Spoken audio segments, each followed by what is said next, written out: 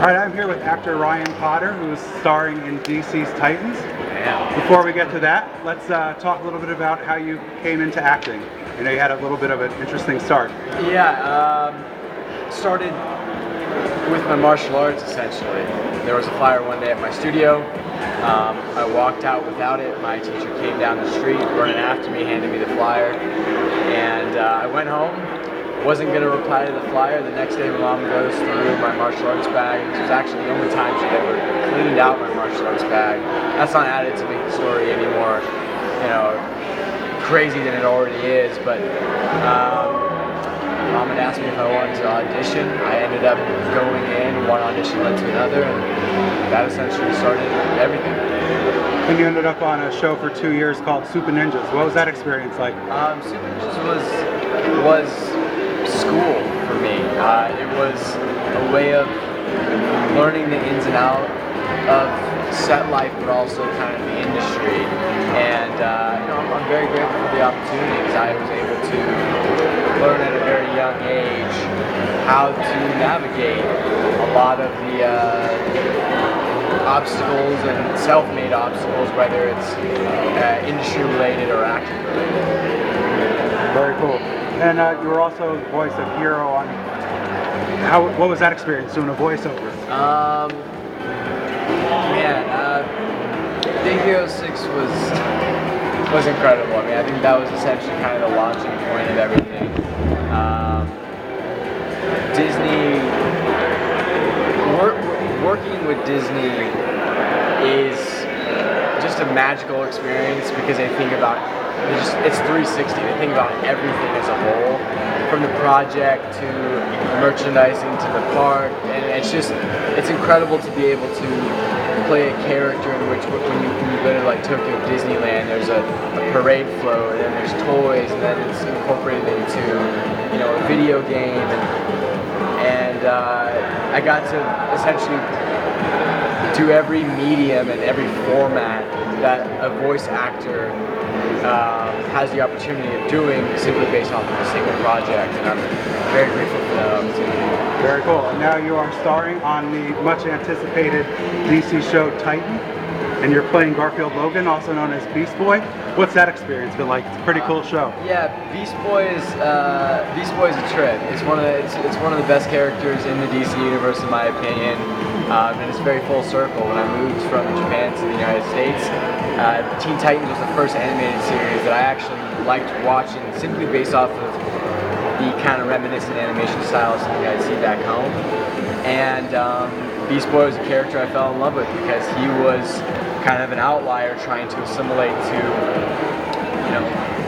human culture. He's a human, but he's green, and it immediately puts him as an outlier. So, I kind of used him as a base model to assimilate to American culture using pop culture references, and it's very full circle. And to be able to work with Greg Sipes, the original voice actor, kind of on, just the methodology of Beast Boy, and not necessarily his voice or the acting aspect of it, but to understand where this character comes from, not from the comic book iteration, but from the voiced iteration.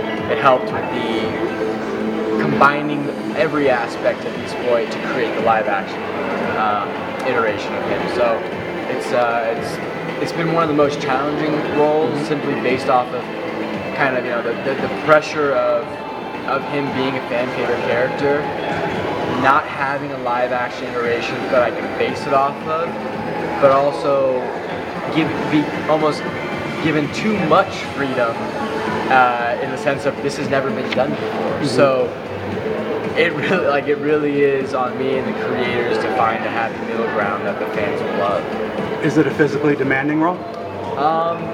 As of now, not so much because all the transformations are done in CGI. Mm-hmm. But I hope one day I get to throw on a motion capture suit and I can play around as an animal, because I would love to be able to bring the physicality of Beast Boy and the animal to a scene, and to have my co-stars react to me as Beast Boy as a tiger, or me as Beast Boy as a panda would be amazing, man. Yeah. And now you're here for New York Comic Con, which I know you said you go to even if you're not working professionally. Yeah, I've been going to San Diego Con for the last 6 years, and the New York Con, this is my second time. I was here 4 years ago for the Huron, and I kind of promised myself, I would only, not that I would only come back, but I would want to come back in a bigger capacity, in a sense that I felt that,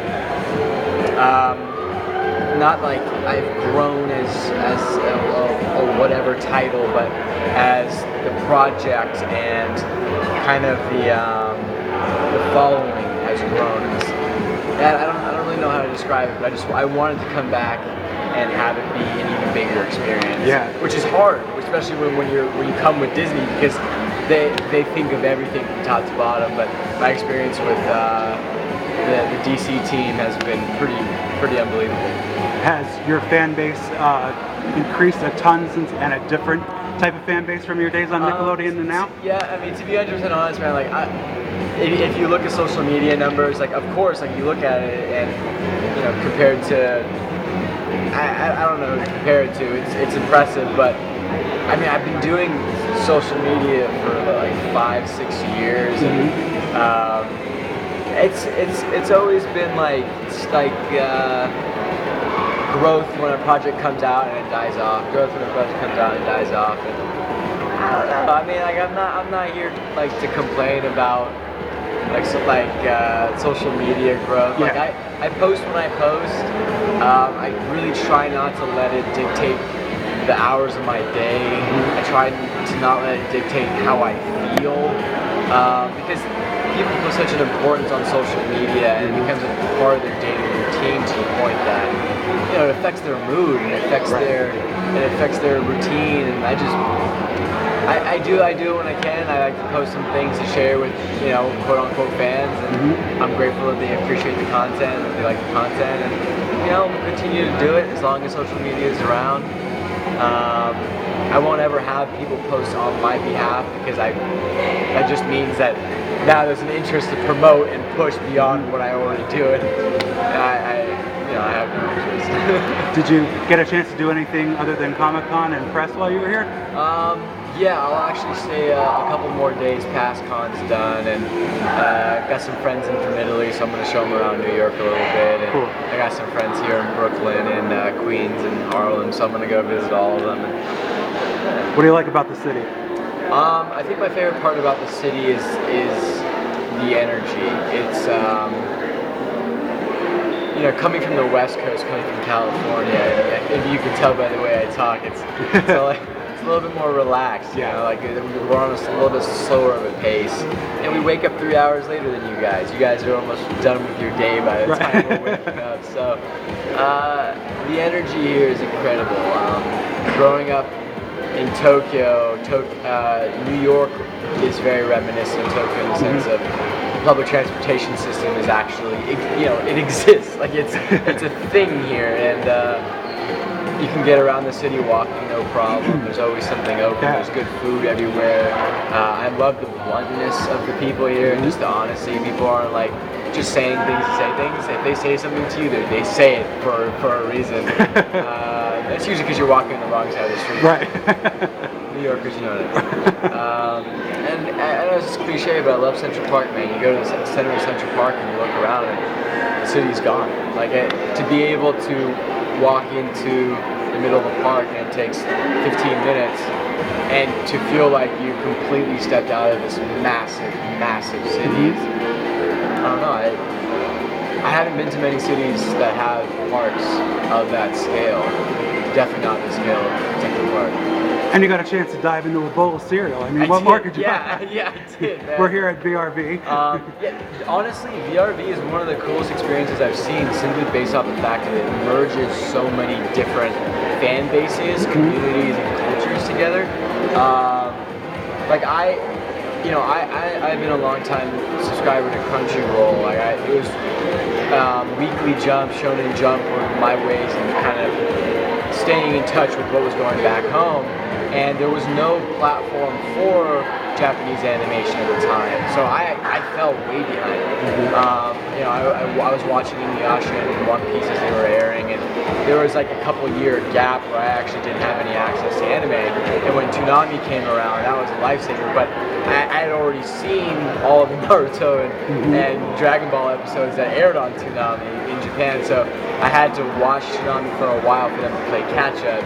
So when Crunchyroll kind of came around, I was like, this is perfect. You know, I can catch up on all my shows and then keep up with the Japanese, you know, simulcast. And, yeah, but this is a trip, dude. To be able to, you know, combine '90s Nicktoons and Crunchyroll and art-based communities and even like the talk shows like Geek and Sundry, and it's dope. I mean, like I almost wish I had it, but I'm glad I didn't because I would spend all my time on it. Yeah. You're doing an important panel today at Comic-Con. Yeah. It's not based on your show. It's based on Asian Americans. It is, yeah. Asian America Super, or, you know, however you want to order those three words. It's an important panel to me. I did my first version of it San Diego this year, and the conversations that I was having were ones that I have kind of at home, wishing I could have them with people in the industry, and I didn't realize that, you know, that there was a place for that, and there's